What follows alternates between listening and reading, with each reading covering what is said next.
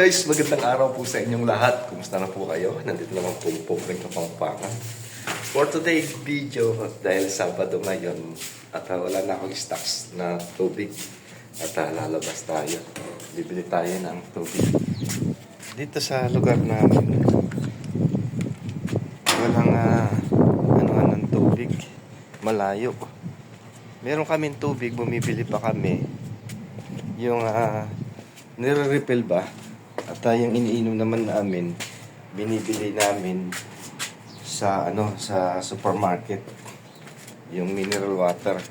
At ito, yung drinking water na iniinom namin ay bumibili kami sa supermarket, sa Lulu, sa Panda.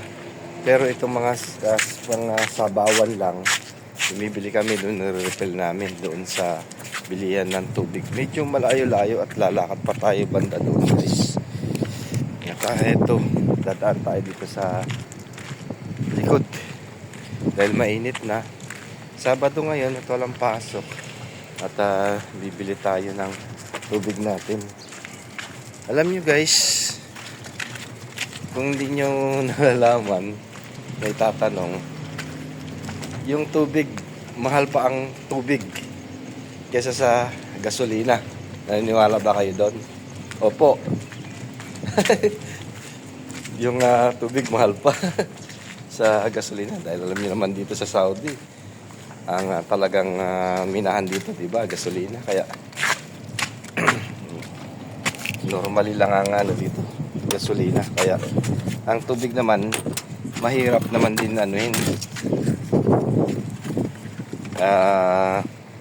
ginagawa pa nila, kumuha sila ng tubig sa dagat, nire-refill nila at pinapakuluan at magastos ang proseso, kaya mas mahal ang dito tubig.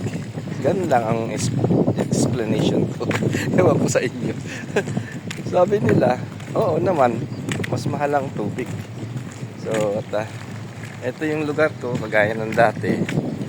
At dito yung kota ng mga alam nyo na, mga ibang lahi, Pakistan, Indian, Bangladesh, Yemeni, Sudani,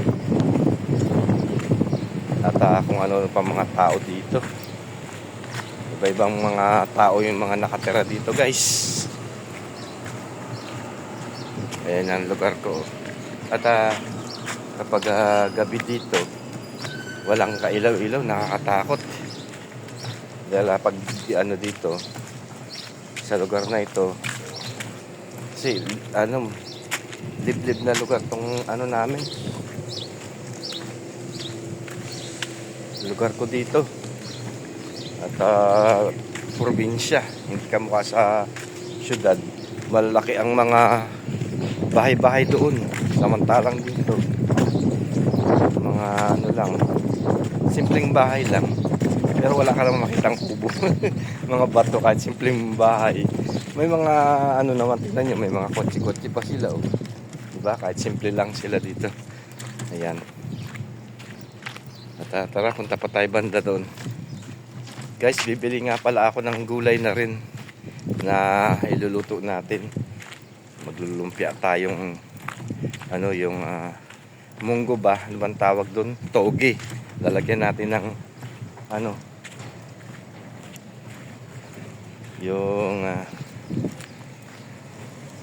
ano bang tawag doon? Yung beans. Tokwa. Mas masarap kasi ang tokwa. Masustansya na, masarap pa. Bis na manok. Makakasawa na yung manok dito. Ordinary lang kasi yung mga karne dito, kagaya ng manok. Lagi na lang kami kumakain sa kabsahan at saka roasted.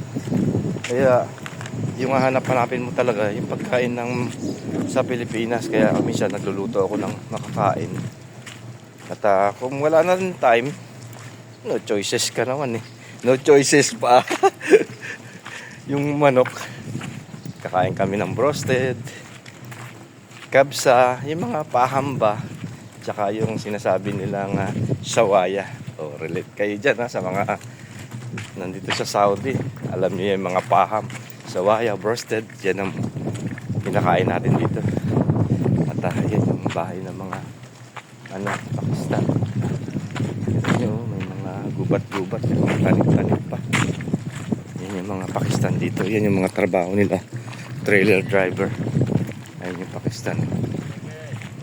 Ayun, sa sulok Pakistan yun. At ayan, may mga sasakyan pa sila.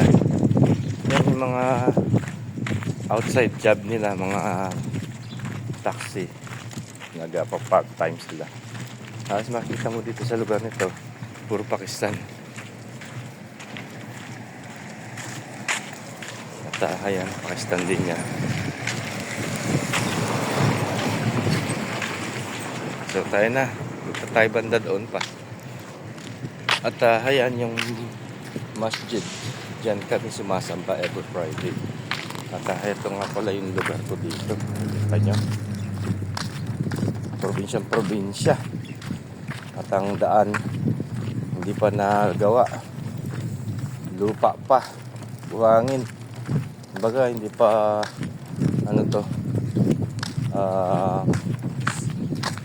sibilisasyon, uncivilized pa yan lugar namin. Ito yung sa Al-Qushayr probinsya ng Saudi Arabia. Ayan ang lugar ko dito.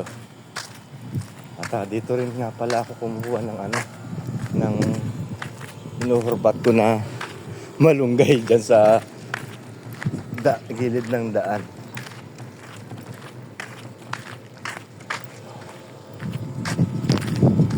At dito may mga iskinita rin dito. Tingnan nyo, napakadumi guys. Tingnan nyo, daming kalat. Mga iba-ibang lahi yung mga nakatira dito. Nakakatakot din dito pag gabi. Para din sa tondo. Mga iskinita, mahirap na. Pag gabi, mabutasan ka dito, yari ka. So tayo na, punta pa tayo banda ron. Dumaan na sa iskinita guys, para mas mabilis. At eto na tayo sa highway. Hindi ko alam kung bukas na yung repilan ng tubig dito. Banda doon pa kasi yun eh. At tatawid ako doon, bibili tayo ng gulay. Bibili ako repolyo at saka carrots. Tayo maglulumpia. Kasi meron na akong doon, toge. Kailangan pa yung yung repolyo at saka carrots. Saka siguro maglulumpia din ako kasi meron pa akong pambalot. Ayan ang lugar namin dito. Mga restaurant, mga business dito, mga tindahan ng cellphone. Ayan, dyan sa lugar na yan.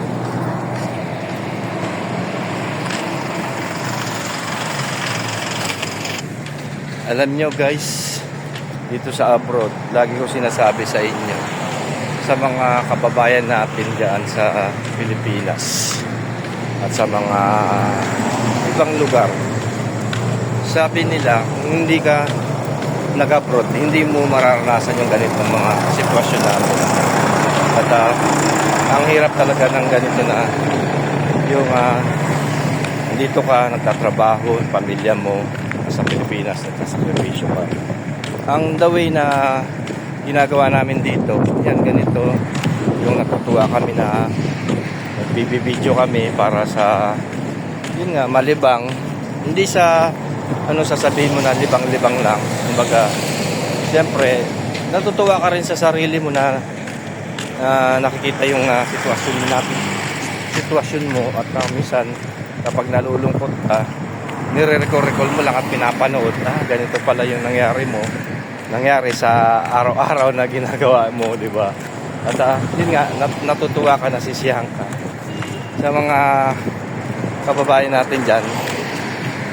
At kung ano man ang mga napapanood ninyo, mga content namin dito, iisa lang ang aming pakay na maibahagi. At lalo sa mga kabataan dyan na gusto mag-abroad o sino pa man na gustong pumunta rito, at least sa panonood lang, ganito pala ang buhay doon. At para meron kayong idea, ganun ba? At isa na rin yung ganito na hindi lang pera yung hinahanap namin dito eh. Ako sa totoo lang, ilang taon na ako nagba-vlogs. Nesing ko wala pa rin ako na kukuha sa kinita ko dito sa pagba-vlogs ko. Kasi kailangan ko yung tin, hindi ko pa nagagawa at hindi ko pa nasasubmit. Kaya nandun pa yung mga kita ko sa aking doon nga sa account ko. Kaya kung makauwi man, siyempre ayusin natin yung tin number, yung tax, ganun. Kasi pag bago ka mabuksan yung account mo, yung dashboard mo, kailangan mag-fill up ka dun at lahat ng mga requirements kailangan magawa mo, ma-file mo.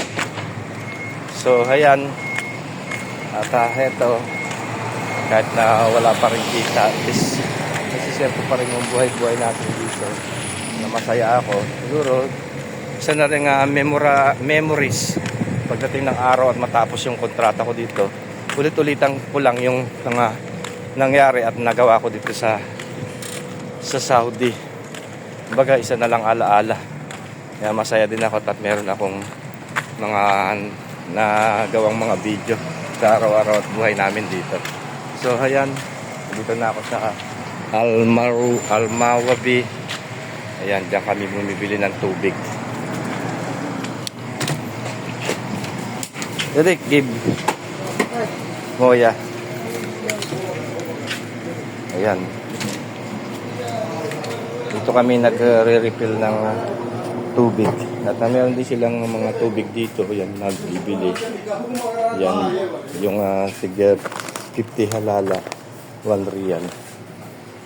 Dito sa refilling. So, hintayin natin mag-refill yung bata kasi marami rin bumibili na mga tubig ayan. So tayo na, hintayin natin muna itong bata maya-maya ay pag na-refill niya at bibili tayo ng gulay doon. Ayun na, nililinis nila. Tagal ng tubig.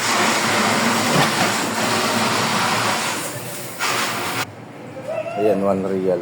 Magbibigay tayo yung puno na na yun. 5 liters.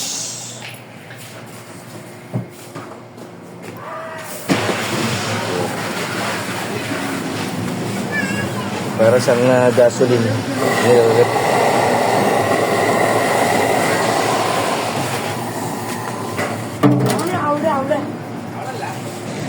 At guys, bibili muna tayo ng gulay dito sa kabilang kanto.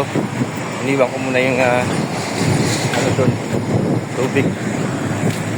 Nakakatakot tumawid din dito kasi nga ilang na way dito, papunta roon, papunta doon, 4 na road. Kaya napakadelikado. Kailangan matitis ka, magtitingin. Maraming na-aksidente dito sa lugar namin. Nilalaki kasi ng truck. Ayan. Pupunta tayo doon at bibili tayo ng gulay. Banda doon pa yung bilihan ng gulay. At dito kami bumibili ng mga tinapay dyan. Mga kubus, tamis. Itong na to. Restaurant na yan. Ayan. So tayo na. Punta pa tayo banda doon. Ito yung lugar ko. Malayo-layo yung nilakaran ko guys. At eto na yung gulayan. Magtanong-tanong tayo. Wala silang cabbage o yung repolyo. Mapi cabbage. Cabbage.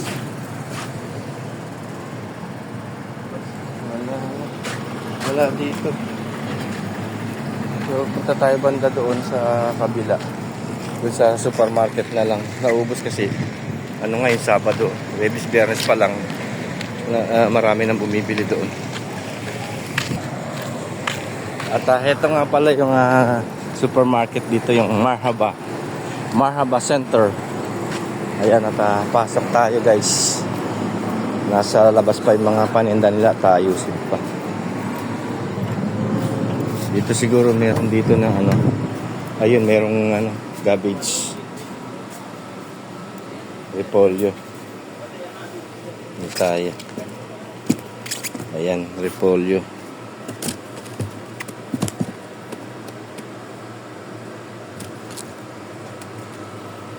Pwede na to. Wala silang carrots. Sadik pi carrots. Ayan, at repolyo, carrots lang ang kailangan ko. At tara, maghanap pa tayo banda doon.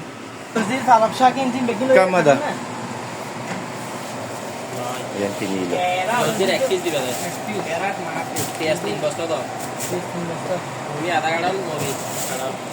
Kamada, kilo. Kam kilo to? Kilo 5 rial. Kata gya Shamim dara. Sure. Ashami! At ayun yung carrots na ano pa, na plastic pa. Yung only 1 real. 5 real ang kilo. So, 4 real to. Ayan. At ito, magbabayad na tayo. 7 real. Itu? Right. Hah? Mapi discount. Mapi discount sa dek, 1 real. 8 rial ni. Mapi discount. Sukran. At naka-discount tayo ng 1 real. So ayan, alis na tayo dito. Bili lang ako ng gulay. At pupunta tayo dun sa Manukan. Ano bang mabili doon? Yung atay, tsaka balon-baluna kasi meron din ako na ano doon na cauliflower. So tayo na. Nakabili na tayo ng gulay. Tawid na tayo guys. At hindi ko alam kung bukas na yung nagtitinda ng manok dito. Pero punta tayo sa bilihan ng manok. Yan ang bilihan dito. Napakalayo. Ang init kaya naka-move din akong ganito. Kasi yung araw mainit. At dito yung bilihan ng manok. Tara, punta tayo dito guys. At ito yung bilihan ng manok. Fresh chicken. Ayan. Para siyang 45 days. Nagpidyo ah. Dua. Okay. Ayan. Tayo natin yung daw nila siya. Ayan. Pag gusto nyo bumili ng manok, yan, dyan kami rin pumupunta. Namimili ka lang, tuturo mo kung ano yung gusto mo. Ayan. At yung fresh yung kanilang pagkatay. Pinag-chop-chop pa nila. Ayan, tingnan nyo. Ganyan. Fresh chicken. Papatay nila. Bismillah. Ayan. Napadubin pa nila. Hindi na kinukuha yung dubi. Ayan ang laki.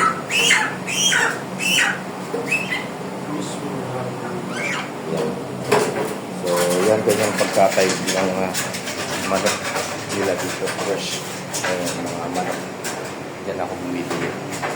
At dito guys, hindi na nila tinatanggal yung balahibo. Pati balat, sama-sama na lahat. Ganyan yung pagkatay nila dito. Tingnan niyo, iba sa atin tinatanggal yung balahibo, pero sa kanila kasama na yung balat. Ayan. Pati yung balahibo. Yung ulo tinatapon nila. At tayo mga Pilipino lang yung nangunguha niyan. Nililinis natin. Katulad ko. Inaano ko rin kumuha ko ng ulo dyan at nililinis ko. Ginagawa kong adobo. Tignan nyo guys yung paglilinis niya. Okay. Ayan. paglilinis niya, hindi niya na pinapakuluan, tinatanggal niya lang yung balahibo, pati balat kasama na. Ganyan yung paglilinis nila. Diba? At guys, malinis naman yun eh. Yung ulo, kinukuha ko doon. Nilalagay nyo doon sa box. Free naman yun. Kung gusto kong kumuha, makakakuha ko ng ulo doon. Tapos yung paa, yung mga paa na yun, 5 real, isang plastic na yun. Kasi nagbibigay tayo sa groceries, 7 real, hindi pa malinis. Pero yun, malinis na pala doon sa Panda. Pero dito, ikaw maglilinis, magsawa ka nga lang sa kakalinis. Ayan. Mamili ka lang doon na nakakatayo. Lagay mo doon sa tray. Ayan, napakadami. Dito, meron din silang native dito eh. Ngayon naubos na. Dito, ang yung native na manok, yung lalaki, nasa 25 real. Eh, ito 15. Yan, mga 45 days na yan. Ayun yung pag-lilinis nila. Oh. Walang siyang taba. Kasi tinanggal na yung ano niya, yung balat. Ayan, paano nililinis nila. Ano nila lahat, gulong-gulungan. Ang linis pagkakagawa nila. Ayan. At dito sa loob, ayan, kumukuha ako ng mga ulo. Ayan, oh. Hindi na ako, ito yung mga ulo na yan, kinukuha ko. Tinatanggal ko. Ayan. Kinakain ko to. Ayan. Diba? At tara, kuha tayo guys ng iano natin. Tanggalin lang natin ito yung ulo. Free na to guys, yung mga ulo na yan. Hindi ko na pinabayaran sa maglinis ka lang. Ito, hindi na nila inaano yung balat. Tsaka yung hindi na nila pinapakuluan. Ayan, pinatanggal ko yung ulo. Bago pa naman to guys.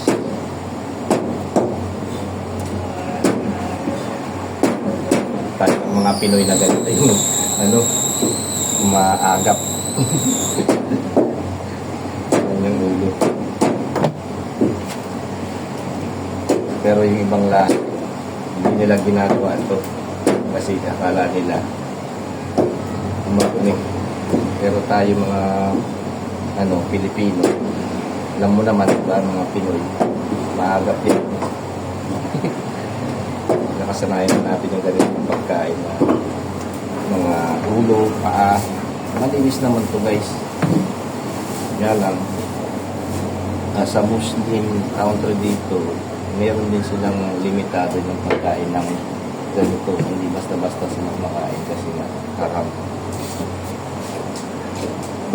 Pero tayo, hindi naman siguro ito marumi. Kasi ano naman to yung parte ng ng manok. Diba? Hindi naman marumi ito. Ayan, kaya ng plastic. Dati, nanguha ko dito, pinapakain ko sa pusa. Ako na kumakain. Inaadobo ko. Tsaka itong mga bito, kaya nililinis ko, inaadobo ko yan. So, tama na yan. Iadobo natin itong bito pa na yan at nililinis. Tapos may mga paa din yan. Paa ng manok. Kahit real lang din.